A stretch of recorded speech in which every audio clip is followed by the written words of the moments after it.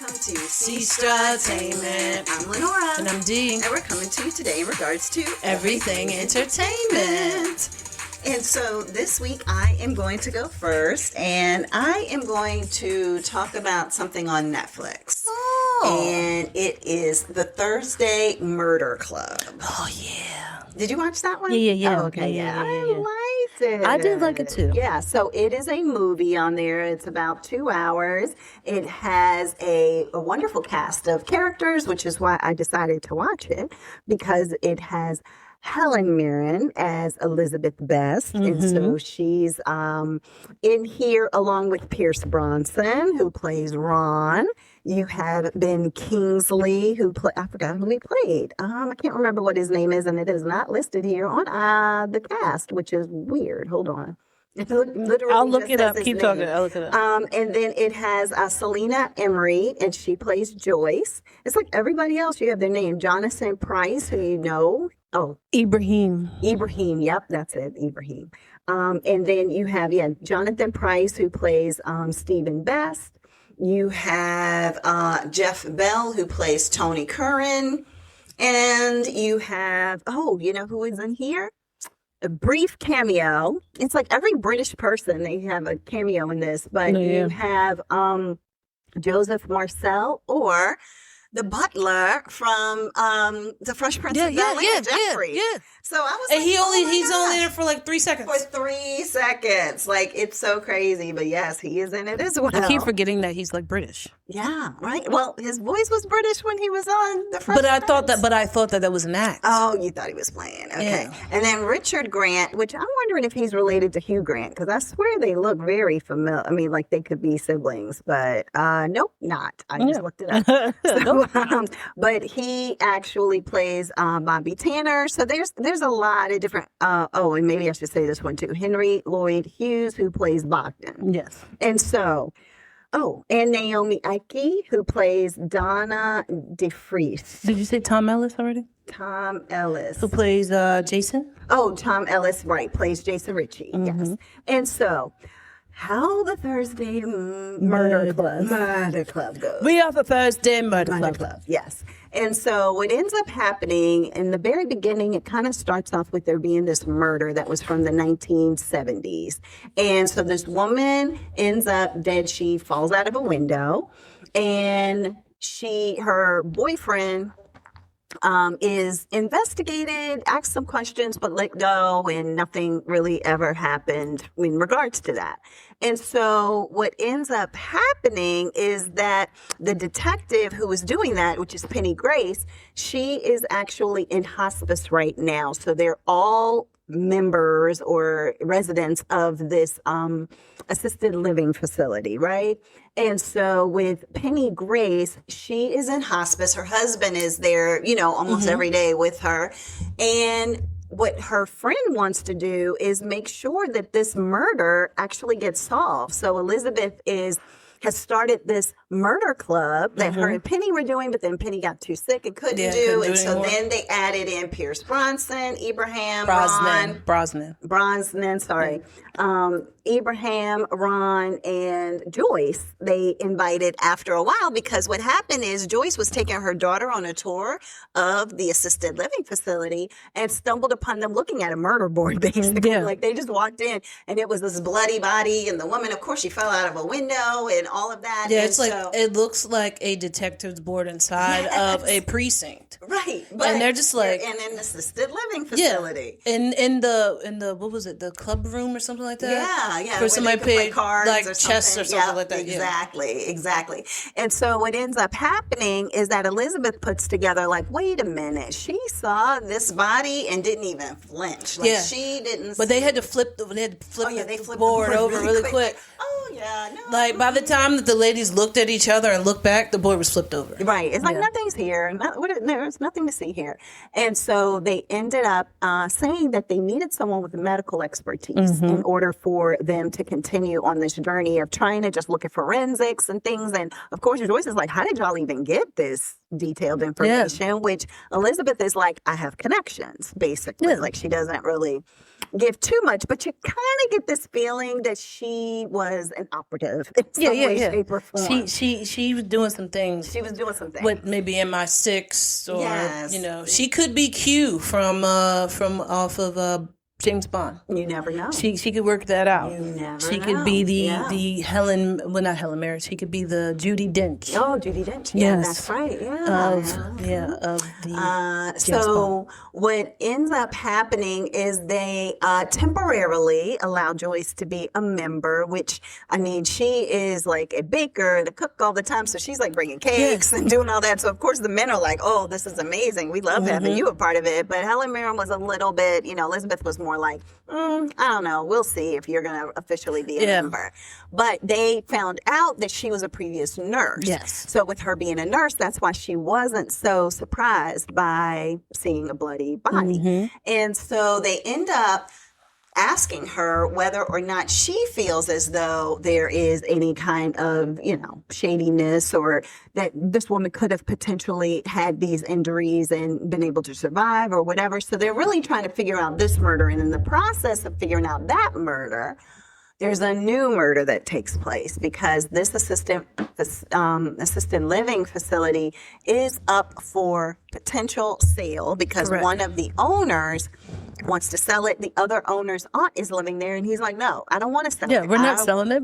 I'm going to keep it here. My everything's fine, everybody. Don't worry about it. I'm taking care of it." Right. And then, unfortunately, a murder takes place in which you are just like, well, things might be up in the air now. And so then it becomes them trying to investigate. First of all, Joyce finds out that somebody's died, and she's giddy. Like, it's crazy how excited she is. She's running around. She's telling everybody, we have to have a meeting. We have to convene, you know, all these things. And everybody is like, okay. And like Ron's character is in the pool, like hanging out, doing some water aerobics. And, you know, it was just an interesting setup.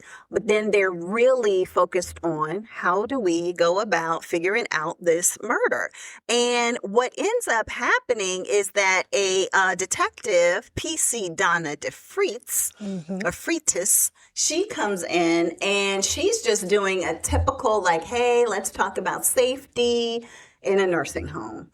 And in the process of that, she ends up. Yeah, they're just like in the clubhouse, and she's like, "So we just got to talk about safety, you know, everything's going on." And then what ends up happening is that she looks out the window and her car is getting ready to get towed. Which they're like, she's like, "I'm the police," and they're like, "Yeah, it doesn't matter that you're the police. Like our people around here, they're no joke. Like they'll give you a ticket. They'll be like, it's fine. You just give it a couple of hours. Yeah, just hang out with us, eat with us, and, you know, enjoy your lunch, and you'll get your car back soon." So as she's sitting there with them, she's talking to them and finding out about them and asking questions and realizing that they have this murder club, basically. They just start asking questions to her. Be like, hey, so about this and such and such and such and such. If somebody were to what die, would you think about this process? She's like, what? I'm here to talk about the safety of this establishment. Right. And then, but they also picked up on, and probably the MI6 and her, but Elizabeth picked up on, like, you're bored. Yeah. Like, you have to be bored. Yeah, you're a woman. You're not. I mean, you're just going around doing, like, traffic stops. You're getting tea. So it's like, basically, wouldn't you want to be involved in something like this? Yeah. Like something that's going to have some meaning and some purpose. And so what ends up happening is that she kind of becomes their inside operative, and they all work together to try to solve murders. And so it's a really, in my opinion, it was a really fun and cute movie.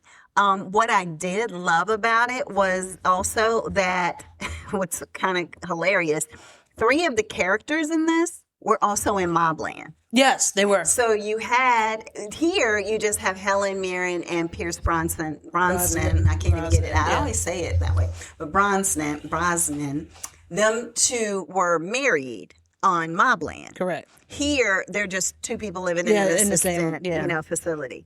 Then you have where Jeff Bell was like their arch nemesis on Bossland. Excuse me. But then on here, he's a person that they all look up to Yeah. because he wants to keep them Yeah, in the exactly. assisted living facility. So it was like one of those things that I was like, okay, this I watched Mobland first. Yeah, I no, had so it's to, like I gotta get my brain out of Right. Bobland and into But they Thursday like each Murder. other. Yeah, Like- yeah, yeah. and Helen Mirren isn't her character, and Pierce Yeah. Brosnan isn't his, because they were completely different people completely on opposites. that Yeah, show. everybody is a total opposite, Yes. but because you see them in something else, you're automatically thinking of that other show. Yeah, so Bogdan is like, look, I just want to sell the thing. You have the son, who you said to make sure I mentioned, Tom Ellis, who is Jason Ritchie. He is Ron's son, and he's like a former, like, I don't know, if a boxer or Yeah, MMA yeah, yeah. fighter He's a or something former, like that. he's a former fighter. Yes, Let's just say fighter that. who now is more like doing Dancing with the Stars Yeah. and all that kind of stuff. So it's a little bit more of like a, not necessarily an A-lister anymore. I don't know what that's called. But it bothers him. Yeah. It does. It bothers him, and you can see that. But the detective, she's just in awe when she Yeah. meets Oh, him. yeah, She's yeah. like, oh my God, you're him. Yeah. And, all of that kind of stuff. And kind of awkward. But I mean, I'm sure he gets it all the time. But then also because he is Brosnan's son, she's going to now want to help them. Right. That's Because the it's whole like, purpose. oh, yeah, you ever met Proximity. my son? Let me bring him Proximity. over here because you're going to help us. Yes. Don't you want to exactly. take a picture with him? You know? Right. So it really had some great dialogue. I liked the arch of the storyline and how, you start off thinking it's something about something old and you realize, oh, no, it's a new murder Yeah. kind of going on here and going down that path. And then also I liked, I mean, they kind of wrapped everything up with a little bow, but Yeah. I could see where if they wanted to, they could make a make season two. another Yeah. series, because I mean, all you need to do is consistently have people die. And, Yeah, and you're in a assisted living place, so that happens it would all the always time. be the possibility, like, oh, did this person die naturally, or did this person die, from mysterious? Is this an causes? Agatha Christie? It's not an Agatha not Christie, is it? familiar with that. I didn't think so, but it's like an Agatha Christie style where it's Yeah, like that's a good. there's the detective part of it is like an Agatha Christie part of it. So Yeah. I thought that was pretty cool. Yeah, I'll look and see if it's a book. And then it's but- probably like a lot of those actors have been on Agatha Christie movies and stuff. So Oh, there's yeah, that that's too. true too. Yeah. But Thursday, it says Thursday Murder Club novel. I don't know what okay. that is, but Richard Osman, author of We Solve Murders. Oh, okay, all right. So maybe it was a book that was then, transitioned into, it says here. That's what it was. Yeah. It said it was published. The Thursday Murder. See, I'm glad you asked. The Thursday Murder Club is a debut novel of British author Richard Osman, published in 2020. It Okay. introduces 4 septuagenarians. Okay, so I guess older people. That's older people who want to be detectives, maybe. I don't know. In a peaceful retirement village who weekly meet to investigate unsolved crimes, but find themselves in the middle of a live murder case when a local developer is found dead. So there you go. There you go. Yeah. It is the story same in thing, a yeah. nutshell. So, but it is really worth watching. I mean, we talked about things high level, but you have the aspect of Elizabeth and, of course, her friend who's in hospice, and there's a whole story there. You have her husband. There's a whole story there. Mm-hmm. You have other characters that really weren't even a part of the cast list that I just read. Yeah, They no. have their whole story. So yeah, you get to see the detective, the DC, and her situation of when she's at work and what all goes on there. So it definitely follows a lot of, and when you have the woman, as I mentioned, the one who was making all the cakes and all of that, her storyline is such that Joyce, has a storyline with her daughter. Yes, That's a whole yeah, other that is true. Yeah. storyline. So it's a lot. You have, and then of course Ron with his son. There's a storyline there. So it's a lot of different storylines. I feel like the only storyline you don't really get is Helen Mirren's. Right. They never did- get they anything didn't. about Elizabeth. No, you got to see her with her husband and that whole situation. Yeah, but she you didn't don't really. Yeah, you don't have win. anything about her herself. No. Yeah. Yeah, because you just know that there's a hint that she had some things that she was involved in, Yeah. but they don't answer that question fully. That I'm remembering. Yeah, I didn't see none of that. Yeah, in there. And like I said, it's really funny that they just have Jeffrey from Fresh Prince of Yeah, Bel-Air. for 3 seconds. He literally has one sentence. Yeah. Like one line. Yeah. And that's it. And That's it. Yeah, that's so all. funny. And I was like, wait, is that Jeffrey? Honestly, I was like, is he still living? Which I'm glad he is. Maybe they because just he had a probably quota. wasn't as old as it seemed like he was in the 90s. I don't know. But see, him and Morgan Freeman always look old. Always looked old. Well, he is 77 years old. So Okay. when he did that was what, He had been in 20, his 30 40s? years ago? It Yeah. was 30 years ago, 77 or 40. So, but I feel like, did he have a little gray then or was it all dark then? I was all black then, Okay, but so he it's just all looked black then. old. Yeah, maybe that's what it was. You just Yeah. felt like he was so much older than But yeah. felt. Yeah. You know what I mean? And maybe Yeah. because of his stature. And the Yeah, way he maybe spoke, maybe it just so. made you feel as though, yeah. But anywho, I did not know he was St. Lucian born. So he's from St. Lucia, okay. an island that I have visited. Yeah, It awesome. was beautiful. So anyway, Beautiful. but that is the Thursday Murder Club. All So right. if you are looking at Netflix, then by all means, you might want to check it out. All right. So what do you have, sis? Okay, so I have one from Netflix too. Okay. Actually, I have 2 from Netflix. But Okay. I'm gonna do this one first. All right. Have you heard of Wayward? I've heard of it. I saw it. I didn't look at the trailer or anything. Oh my goodness. Is Okay. it good? It is good. Okay. Okay. I love Toni Collette, by the way. I like know, things you've that she's watched in. Quite a few things. Yeah, I feel like. because she's a great actress. Okay. She's really good at Versatile. Yeah, she's very versatile, but also she's still herself while being whoever she is playing at the same time. Mm-hmm. So in this, not so much. In this, she is a totally different person. I think that she did really good with this. Okay. All right, so what Wayward is about, it's a very small town called Tall Pines, okay? Okay. Now, it starts off with, it kind of starts off with 2 things. We got 2 storylines, Okay. basically. So it starts off with the one storyline of a trans man named Alex, Okay. and Alex is played by Mae Martin. All right, so he moves in with his wife to her hometown in like Vermont. Okay. So they have a baby on the way, and the town has weird vibes, like very weird.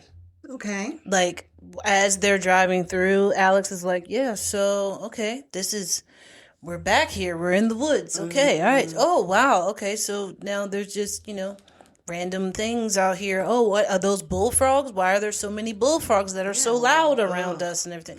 Yes. So you get the weirdest vibe. It's automatically ominous with the music and everything. So you get that. But then also you have Layla, who's played by Olivia, which is Alyvia. Olivia. I love it. Oh. Yeah. Olivia Allen Lind. No, It's a mouth word. That is. Can we mouthful. Olivia Yeah. Lind? Yeah. You got AAO. So she's Layla. And her best friend Abby, who is played by Sydney Topliff. Okay. Okay. Now, they're 2 friends, and they find themselves, they're out finding themselves as, young teens do. And they're like smoking weed and drinking, stuff like that. But the thing is that Lila is influencing Abby to do this stuff with her. But Abby is an Asian teen with a strict parent. And she has a strict father, and then her mom is just kind of distracted. She's not, she's there, but she's not there mentally. Oh, okay. Like, as the father is yelling at Abby, the mother's like, "Hey, did you see that we had brie in the fridge? What are you doing?" Yeah. Anyway, and then she also has a sister who is her older sister, who is the perfect sister, the one who plays the piano, the one that does really good in school and everything. So the 2 girls, they end up in a weird way because they end up in a weird way at Tall Pines Camp, which is Wayward. And it's a kid fix camp. So it's like you fix your kids here at this place. Now get this. Abby and Lila come from Canada. That's where they are at. That's where they live. But because they're not the best kids, well, I can't say they're not the best kids, because they are not doing what the adults say. Okay. And just kind of living life and just being like, because they are so miserable at home that when they're on their own, they're just like, now I can just be myself and be free. Everybody hates that. So there's like, we got to ship the kids down to the U.S. And they're like, wait. Vermont, like the United States? Who goes there? Right. Like, why am I doing this? So when they get sent to this camp, like to this retreat, it ends up being the worst thing in the world. Oh, gosh. When I say the worst thing in the world, it is. Now, I'm not going to explain to you how they get there, what ends up happening, because it's all a whole storyline, so you can get to that. And this is like, that you'll find that out like in the first maybe 30 minutes of the first episode. Okay. Now, when I say this place is the worst, it's because there's abuse. There is no contact with the outside world. Or there's no physical contact with each other. Don't touch me. You cannot touch me. You are in my space. But then what happens is they have like this sit down, they call it like the hot seat or something like that. And it's like one kid that sits down in the middle of a circle of a whole bunch of other kids, like putting them down. Like, you definitely need to do more of this because this is what's going on with you. And it's the worst things possible to say. And even if it's not true, they have to sit there and say, thank you for your feedback. So once they get broken into all of this, then it's like, okay, now you can embrace that person. When they embrace, it was like softcore porn. What? Because they are there for so long, they have no physical contact. So then when they go and hug, it's like, I've missed this. This is the best feeling. Yeah. Yes. And it's like, you see the two girls like, what is happening? Right. Like, get me away. Because some of these kids have been there since they're 12 years old, and they're like almost ready to be 18. Oh, wow. Wow. There are a lot of kids who have been there like most of their lives. That sounds horrible. It is very horrible. It reminds me of like a Pray a Gay Away camp type thing. That's what it was. But this is not just for that. This is for everything that you've ever done wrong in your life as a child because you didn't listen to your parents. Now we got to shit you off here. Yeah. Gotcha. So while that's happening with the weird touching thing, they have really crappy food. Like, when I say really crappy food, it's like, yeah, you can have, like, this is our meal for today. You can get, like, apple. You can get an apple, and then you're going to get pork and beans. But you're not going to get much. So it's like you get a plop of beans, or else you get a plop of rice or something like that. And it's like, but you have to eat all your food, because if you don't, then you get in trouble. So then you have a strike or something like that. I can't remember what it was called. Strike against you? Okay. And then you have to do something. Like, then something happens to you. It's like jail for it's worse than juvenile detention. That's terrible. Yeah. It's very, very, very, very bad. It makes you wonder if there's something that's like that I'm there positive as to why people are I'm making sure a movie there about is. this. I'm sure when there you is. think about life and all the things that people go through and deal with, you're Yeah. like, like, I'm functional. Like, I haven't had like somebody pull my toenails out or make me a part of a cult or I don't know. Anyway, but then it's like some of these people who go through this camp end up being either good and okay, and then they live their life regularly, but then they have to watch what they say because they are so scared of going back. And not even scared. They're adults, so they can't go back. But it's like it's ingrained in them. It's ingrained in them. It's like they go and say something, and they're like looking around, like, no, it's okay. You're safe. You can speak freely. Yes. All right. Then what else happens? Oh, so one kid escapes. Okay. Right? You see him, he's running, and then you hear Toni Collette, who is who her character's name is Evelyn Wade, who is the orchestrator and the creator of this whole facility. You hear her, and she says the same thing through the whole show. Okay. So if you ever watched not WandaVision, what's the other one with the witches? The one with the witch. Yes, from Marvel. I didn't watch that one. I can't remember the name of it. But they had that down. Agatha All Along. Yes. From Agatha All Along, there was that one song that they played 45 times. Okay. This is one saying that's said throughout the whole show. Okay. So it's like you're standing in a room, you're standing with your mother. Your mother has her back to you. She's facing the wall. You hear you hear a ding, and then your mother turns around and she opens her mouth, but nothing comes out. But inside of her mouth is a door. And it's like she just keeps saying that over and over again. So now as this kid is running, he's holding his ears because that's all he hears. It's just repeating. And it makes it sound like they are blasting this throughout the entire camp. And he's just trying to run away from it. Then so he's trying to escape. Yeah. Some things happen when he tries to escape. Now the kid's dead. I'm trying to figure out if this is something I can watch. No. It's good. It's good. Okay. It is good because it's not based on a true story. That we know of. It doesn't say based on a true story. So let's go with that. Said there could be some people Oh, absolutely. Like I'm sure it is. Yeah. Therefore, it's like, I just didn't know. But anyway, okay. But then, but that kid that escapes, he ends up showing up at Alex's house. Now, Alex is there, and has become.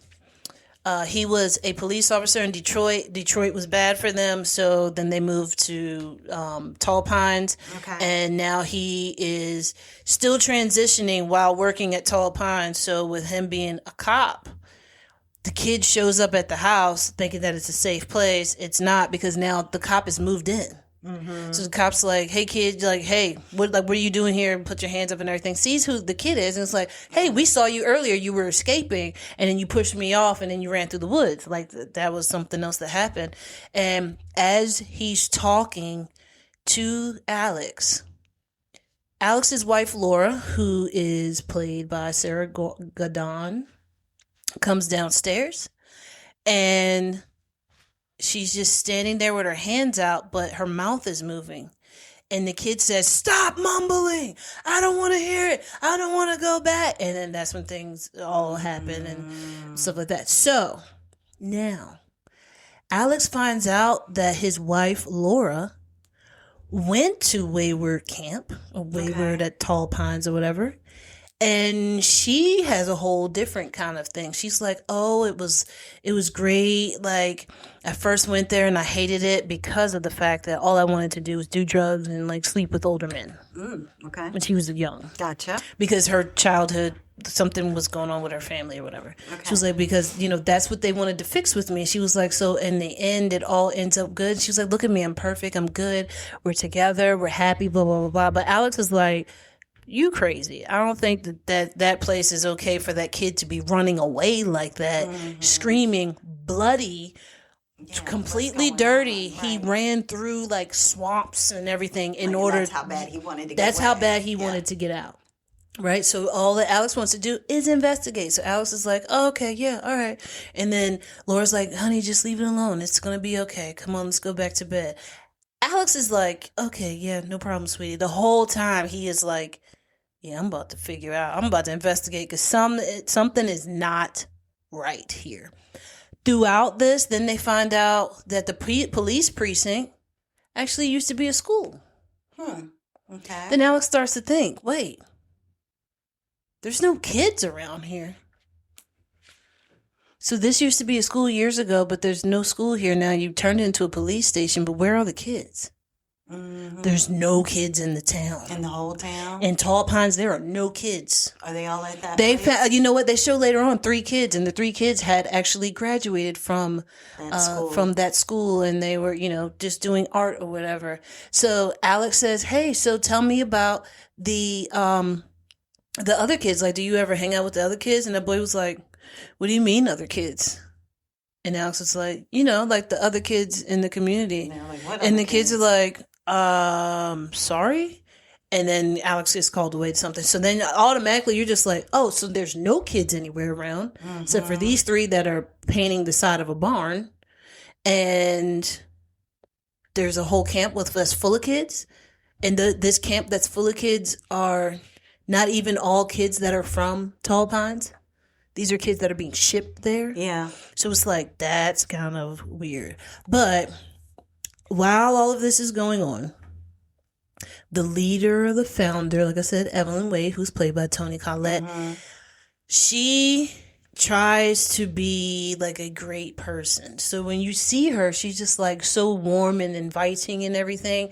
And then she becomes like she messes with everyone's head. So she's just like, okay, hey, oh my God, it's so nice to meet you. Oh my goodness, did you get the basket that I left you? I left you some eggs and blah, blah, blah, blah.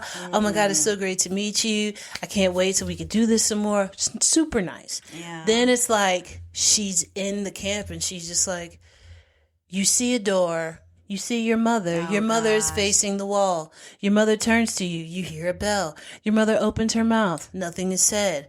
But she has a door in the back of her throat. And it's like, what? It's like, this lady is nuts. Yeah. And then you find out why she becomes so nuts. Oh my gosh. This whole thing, I'm trying to say, it's good. It is good. And it's a series? It is a series. And are you done with it? I'm done with it. Oh, okay. That's how I know it's good, because I finished it in 2 days.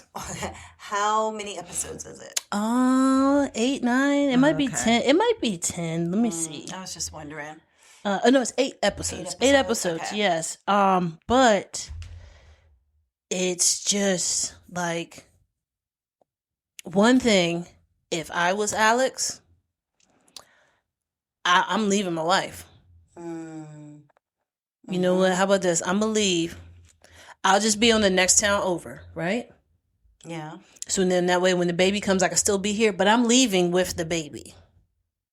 Like, you trying to keep us here. There are no babies here. Why do you want our baby to be here? There's no school for the baby. Right. Why would you? Yeah. And why is everybody so excited when they see you pregnant? Oh my God. Look at this. Oh, this is such a beautiful sight. Crying. That sounds a lot like The Handmaid's Tale. That's what I'm saying. So I'm like, why is Alex not saying, no, I am your husband. We out. We out, yeah. Like, I will tie you up. In the whole, like, who they gonna go to school with? Yeah, but it's like, I would have to tell my wife, I will tie you up in your sleep because we got to leave up out of here. Either you're coming with me, you're coming with me, or else I'll be back to get my child. And then I'm out. I don't care what happens to you. Yeah. I just don't want my child to be going through what I'm investigating right now. Also, I have no idea what year it is.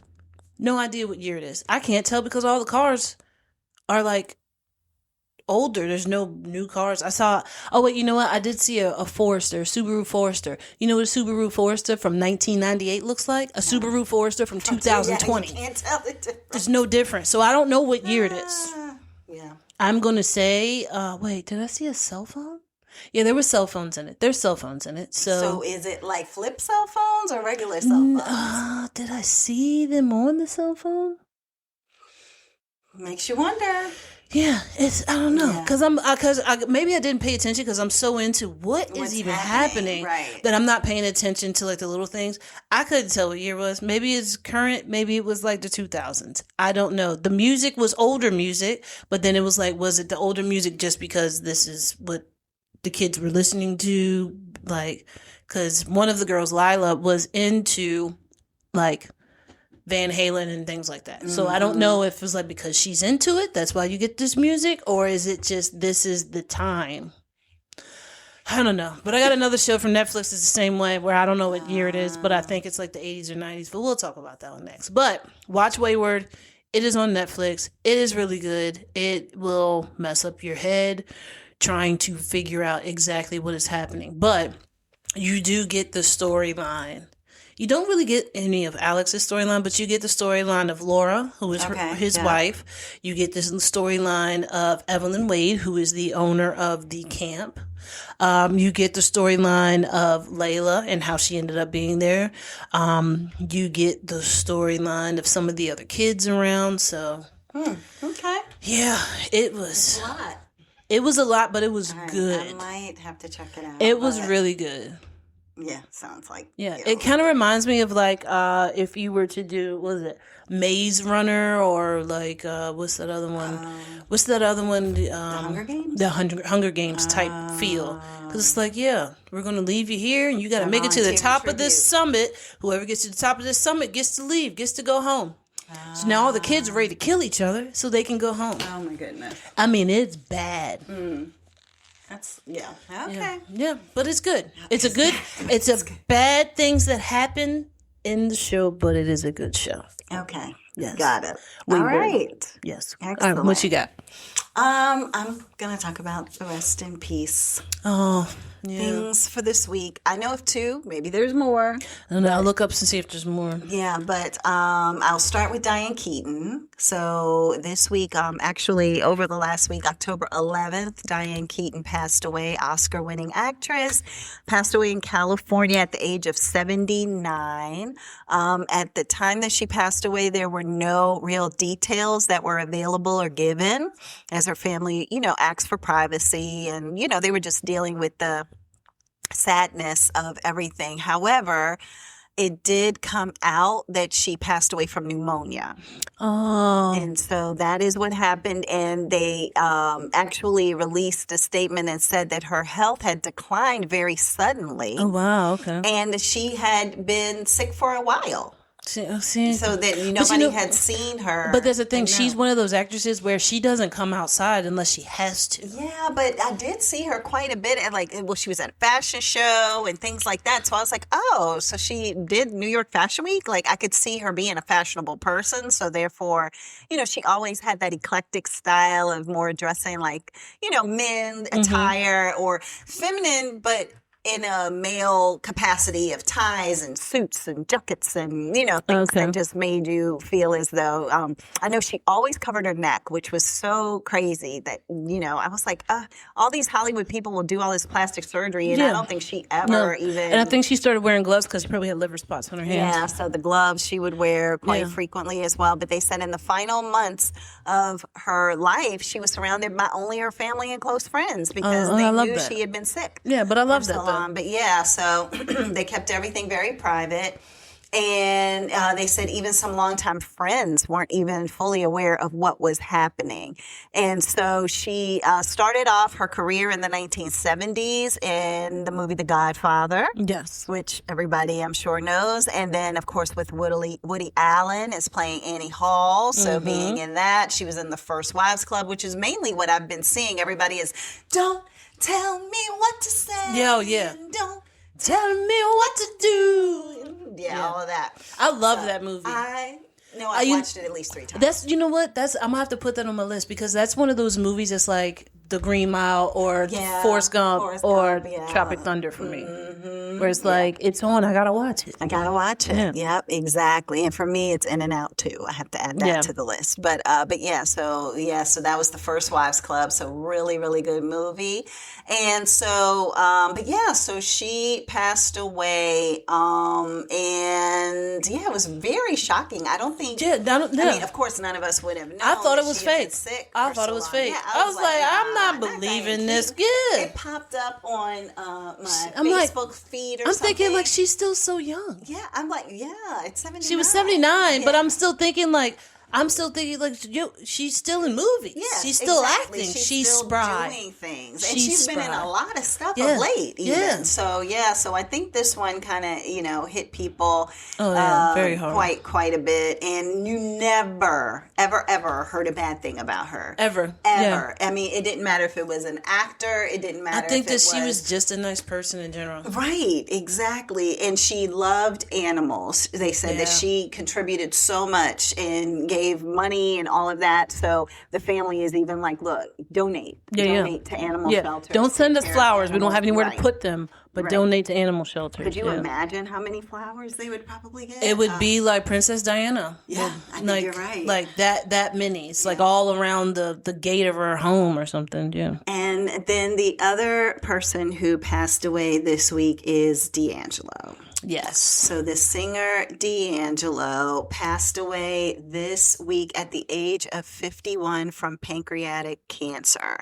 And this one hit, I will just say it this way, hit Virginians hard. Oh, yeah, absolutely. Because we are in Virginia, Yeah. and it's like I feel like every person has some degree or level of a D'Angelo story. Oh, like, yeah. My Facebook feed was so full of people with their pictures with D'Angelo, or stories about D'Angelo. Okay, Even the local TV guy. So Oh, Kurt yeah. Autry, Yeah. he was like, oh, I actually got to meet D'Angelo. Here's my story. I'm standing at a gas pump, and I get out my car to go to the gas pump, and on the other side of the gas pump is D'Angelo, Yeah. right here in the city of Richmond. And so basically he's like, yes. And so it was a freezing cold February day, and he said that D'Angelo was like, yo, TV guy. Like, or weather guy or whatever. Like, he said, yeah, weatherman.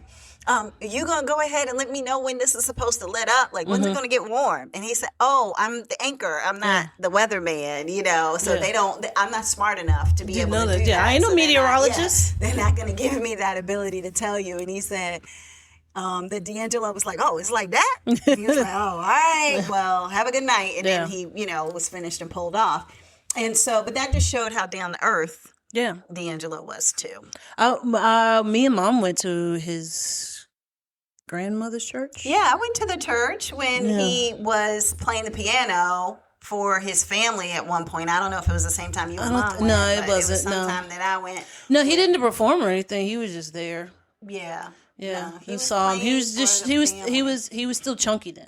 Yes. Actually, he had gotten back chunky again. That's what it was. Okay. Yeah. He had gained his weight back then. He's So short. What they had he was short. stated was that because of the fact that he, after doing How Does It Feel, the music video that almost everybody remembers of D'Angelo, is that it became this thing of him being a sex symbol and all of that, and he just didn't like that. Yeah. Like, he was like, oh, it was for a music video, but I wasn't expecting it to have that much. Yeah.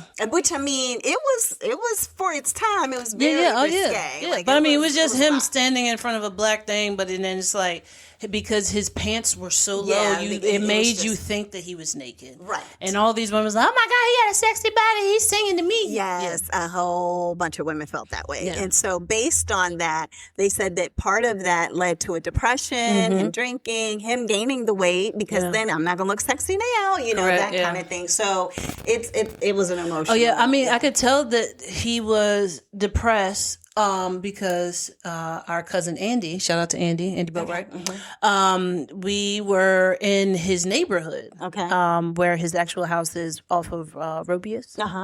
And he was like, man, I've tried to reach out to him so many times to go ahead and like cut his grass and do his yard and everything. He was like, well, he's not talking to anybody. He was like, I reached out to his family. He's not talking to anybody. So he didn't even respond Yeah, to like- that, and is allowing everything to just go around. Everything was just growing up. Like his driveway, you could see the gravel, but in the middle of the driveway was grass and on the That's outside. So it was growing, like, he was like, he was you could tell that dealing he with was a lot. dealing with some stuff. Yeah. And so he had not, I can't say performed, but he had not had an album come out in like a decade. Yeah. Like, it had been, like, he did like a forever. jazzy type album when he came out. We had all the black on, and he had on the very much like rock starish kind of wear. But I think he did like a jazzy type album. Yeah, he did one that was called, I forgot the name of it, but he had Voodoo.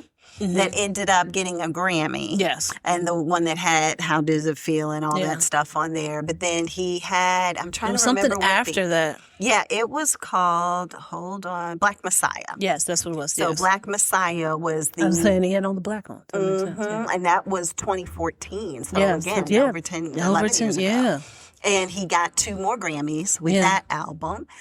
He did have a Versus that happened over the time of, because all of the Verses, for those that don't know it, it's basically where they would put one artist against another artist, but because his catalog was great, he wasn't even against anybody. They were just like, him. D'Angelo just performed. Yeah. And that was probably 2022.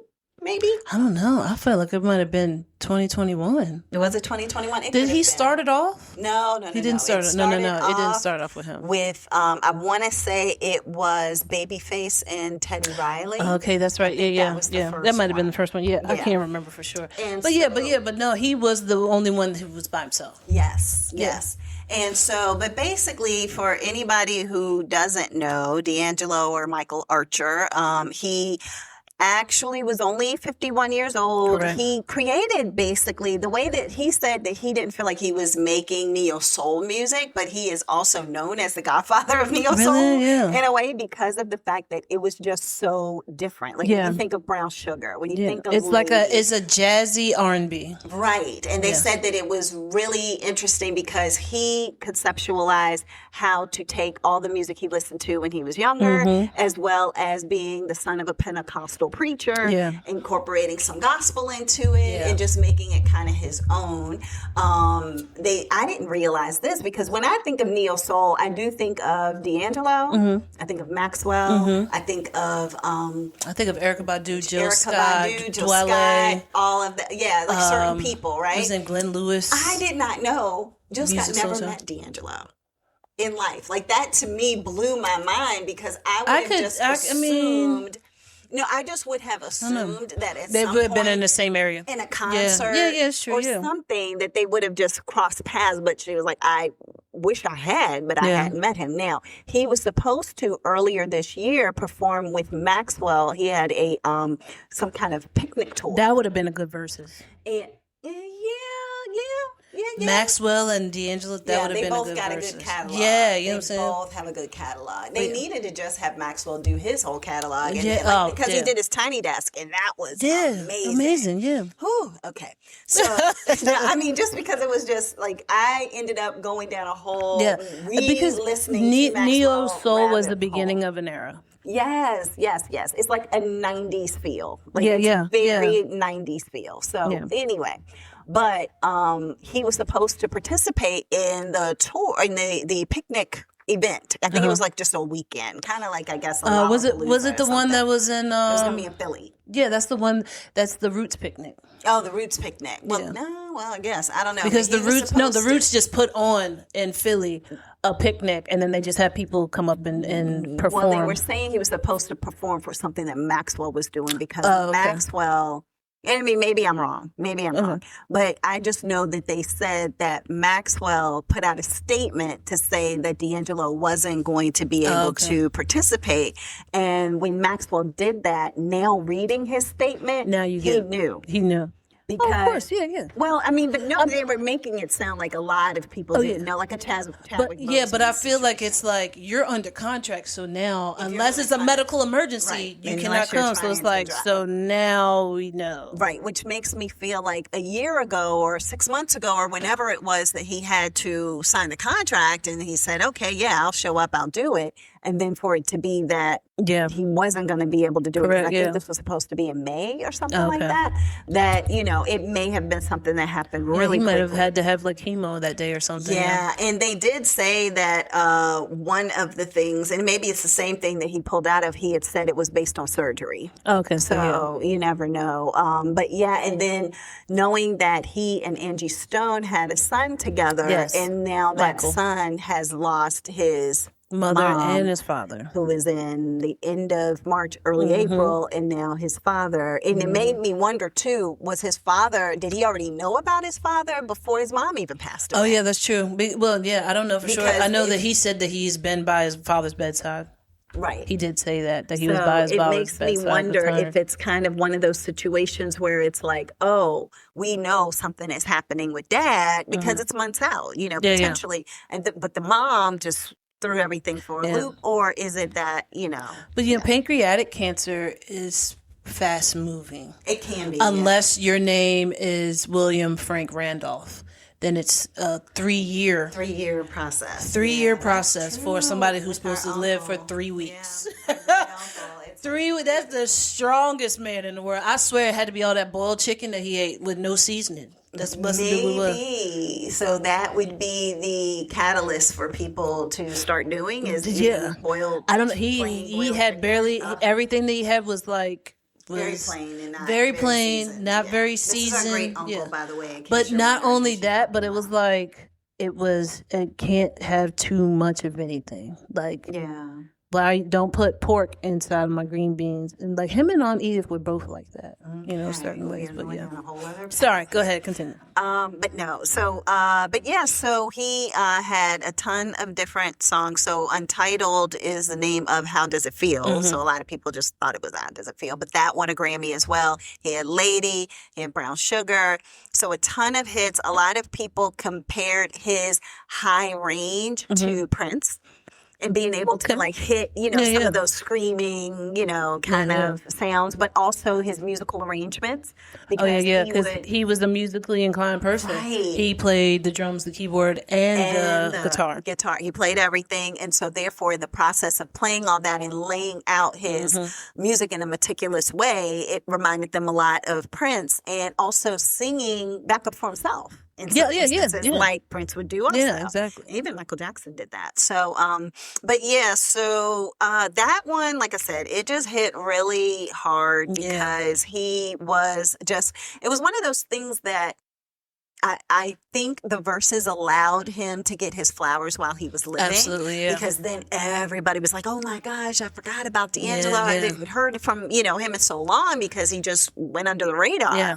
And it allowed people to be able to kind of through social media and other ways be able to let him know like he was like a Black Lauryn Hill, but actually showed up on time. Facts. Because when he showed up places, people were like, male, yeah. But it was like, what? D'Angelo's going to be there? Oh, I got to go. Everybody was like, what? He going to be where? No, I'm going. And that's how people are with Lauryn Hill. So it's like, it's they used to be with Lauryn Hill. Yeah, now everybody's like, you came to Essence Festival 4 hours late. Yeah. So it was crazy. Yeah, it's crazy. A lot of things. Well, when I saw her at Essence Festival, she was on time. She was there with what's the guy? Wyclef? Yes, Wyclef. I couldn't think. I was like, what's his name? Maybe they came from somewhere else and just had to walk over. I don't know. She literally came. Well, I don't know what time they were supposed to be there. Let me put it this way. I just know that it was a decent hour in middle of the afternoon or something, and she showed up.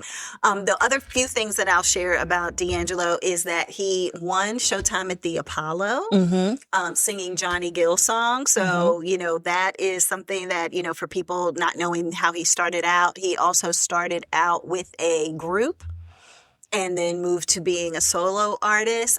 Somebody on my Facebook feed shared a story about how at high school they ended up doing talent shows, because you did that a lot in the 90s. I don't know if they do that as much now, but back in the day, in the 80s and 90s, talent shows were like... The talent shows now are on your phone. No, it was a thing. So their group did the talent show, and they were older. And they said that they were done and they were getting ready to leave. And it wasn't even that they were still in school. It was like come in and be like the opening act before all the kids do their talent show. And so they said as they were leaving, this kid was like, hey, can you stay and listen? Because y'all are amazing. Can y'all just stay and listen to me do my song? Yeah. And they were like, yeah, sure. Okay, whatever. So they stayed, they listened to him, and they were like, oh, he's really good. And then they went to another event, and it was not the state fair, but it was something that was like a pretty decent size event. And he sung there too. And they were like, oh, this is a pretty good guy. Yeah. And then it was like literally months later, he had his, album signatures and all of that kind of stuff, and was releasing something. And they were like, wow, like we were right there with this guy. And we knew he was really good. And so Mom has a story about him when he was little. He was in love with Lee. Oh. Our cousin Alicia. Oh, no, I didn't know that story. He played the organ at Little Zion. Okay. And Lee was singing, and he was in love with Lee. And he wanted to follow her around everywhere. But Lee was like, I ain't want that little short, chubby boy. Oh, goodness. Yeah. Because how tall was he? I don't even know. When I saw him, he had to have been like maybe 5'6", 5'7". He's not that tall. I was thinking maybe 5'6", 5'7". Yeah. So, but anywho, so that is about Diane Keaton and D'Angelo. So just rest in peace, and both shocking. That's all I can say. So. There are some other people who have passed away that were older, but you might know them. Jane Goodall. Oh yes, Jane Goodall. Jane She was Goodall. the person who would She was always be a out primatologist and with nature anthropologist. and with the gorillas. Chimpanzees, Oh, yes. chimpanzees. Yep. Yes. So she has passed away. And then Patricia Rutledge, she's a British actress and singer. I don't know how. I know her face because I believe that she may have played like something like what's the lady's name, Julia Childs, like acting like Julia Childs or something like that. But I But she do, does look like she yeah, would be yeah. Julia But I Child. do remember her. She had passed away as wow. well, and Okay. then Yeah, because Jane Goodall was like in her late 90s, I think, yeah, right? yeah. And Patricia Rutledge was in 90, died in 96. And then there's another actress, Kimberly Herbert Gregory. She actually was an actress that played on the TV show Vice Principals. A young black woman. She actually passed away as well. So I don't know if you know her, if you've seen her on anything I before. feel like I have seen Yeah, her she on looks something. familiar Yeah, from she something, looks but yeah, I think she's a familiar, but I comedic don't. actress or something like that. Yeah, But I yeah, can't say but 100%. she Oh, passed wow. away Was as she well. born in 72? Is that what that Yep. says? Oh my goodness. December 7th, 72, and died October the 3rd. I was born in 72. Yeah. Oh goodness. But it Yeah. doesn't say exactly. Yeah, it doesn't say exactly how she passed, but Yeah. yes, she did pass away as well. So Yeah, we got it's those. tough. It's tough. Just so much is going on. And so and sometimes, when people pass and you're just like, ugh, I mean, this is a crazy way to think about it, but I'm just like, they're leaving before everything burns. You know what I mean? Yeah. It's just like, It's just everything like, feels like it's so just I on can this leave teeter-totter. or I can stay. Nah, bro, I want to be Nah, out. it's I not ain't gonna be. intentional. Yeah, It's yeah, just that's yeah, what, yeah. it happened with health, and it was the same with, because I remember it was that one end of a year after some election, I can't remember, but it was like Betty White and then. Yeah, everybody It was died. like everybody. And I it was like, why is what? this happening? And it was, what's her name? And her mom. The one from Yeah, the Star Wars. I can't think of it. Jodie Foster. No, it's No, not Jodie Foster. What's her name? Sorry. I'm Wait, saying hold the on. person. All right, so Sorry, it's Jodie. Debbie Reynolds Yes, Debbie Reynolds. and something Fisher. Amy Fisher? No, Amy Fisher. That's a is whole that Jodie one. Fisher? No, it's not. What is her name? Why can't I think don't of it? know. Look it up. It's Look Princess it up. Leia. Yes, Princess Leia. Okay. Gosh, I can't think of her name. Something Fisher. All you have to do is type in Debbie Reynolds' daughter, and I'm then we'll typing pop in her up. Princess Leia. Oh, okay. Princess Leia was Oh, of course, my phone is going to take forever. Yeah. Carrie Fisher. Carrie Fisher. That's what it is. My Yes. goodness. Okay. All right. So look, we only got a little bit of time. Yes. Sorry. So let me go over this really quick. I'm gonna talk about this movie that I thought was gonna be really good because of the cast, but it ended up being crazy and weird and creepy. Okay. It is called Opus. Okay. Never All heard right. of it. Opus has a lot of great people in it. You have Ayo Edebiri. Okay, I know that name. She is in it. You have John Malkovich. You have Juliette Lewis. Oh. You have Murray Bartlett.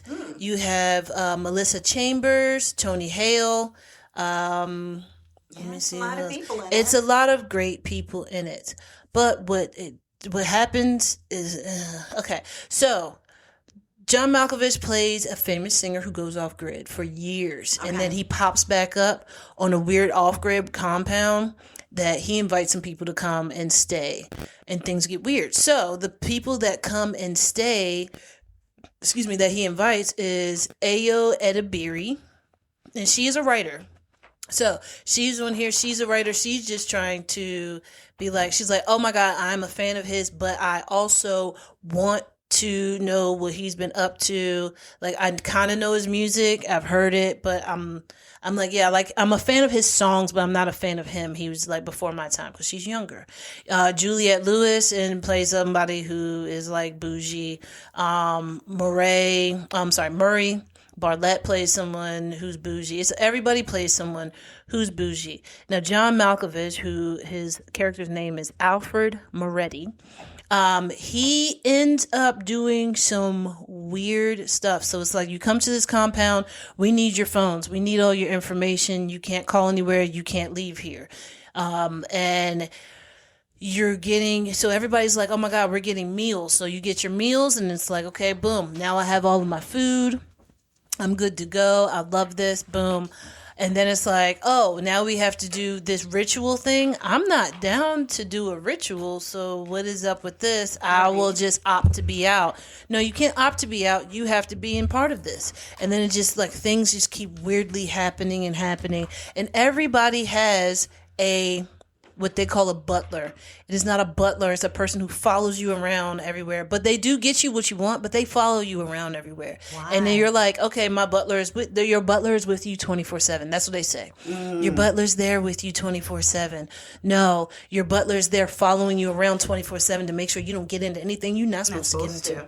So the whole movie is weird. It gets bloody, gory. It kind of reminds me of Blink, but not Blink. Still never watched that. Yeah, it's a lot. Okay. It is one of those movies where you're gonna watch it and be like, why am I watching this?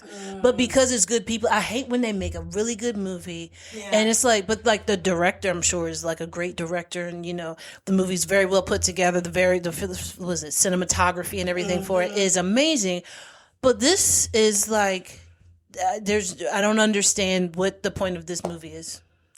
There's no actual point. So anyway, even at the end, you're like, why? Yeah, even at the end, it's just like, what? But then, I don't know. It's one of those movies where you're watching it. I mean, it's almost exactly like Blink. It's like you have this nice girl. She goes into this place where she can't leave, and she's trying to leave. But then it's like, oh, we have to take drugs in order to go through this and do that. But then why I have to do this? And then why can't I make a phone call? Let me do my own investigations type thing. And then at the end, it's like, who does she become?